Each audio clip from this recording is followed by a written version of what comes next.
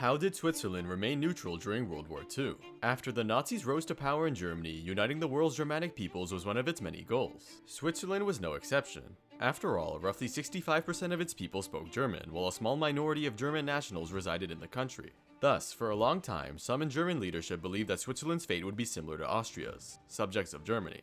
However, as Germany ignited the Second World War, allying and conquering its neighbors in Italy and France, they never attacked Switzerland, despite making plans to, known as Operation Tannenbaum. But why didn't they? The first reason is rather obvious. Switzerland is a difficult country to invade.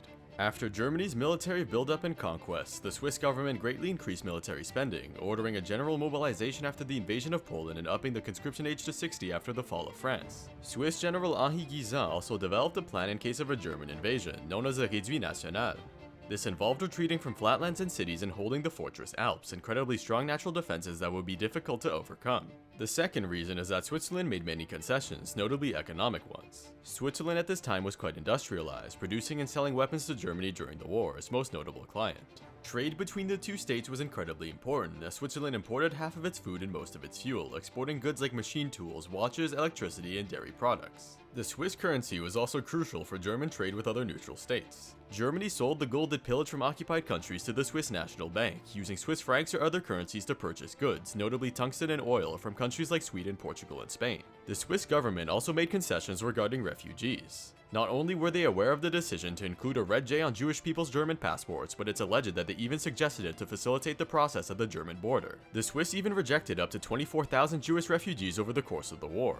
However, over 100,000 total refugees, 27,000 of them Jewish, managed to enter and reside in Switzerland thanks to help from locals in individual cantons. These rejections of Jewish refugees have been heavily criticized ever since, as many were sent back to Germany and killed during the Holocaust. Switzerland also remained neutral by not siding with the Allies. Like with Germany, they acted as a useful tool, allowing diplomats from other nations to discuss with one another inside the neutral territory, a function known as protecting power. Even when Germany began losing the war, Switzerland didn't join the Allies, despite the fact that it would have improved its status in the post-war world. They were determined to remain neutral, keeping their long-standing tradition.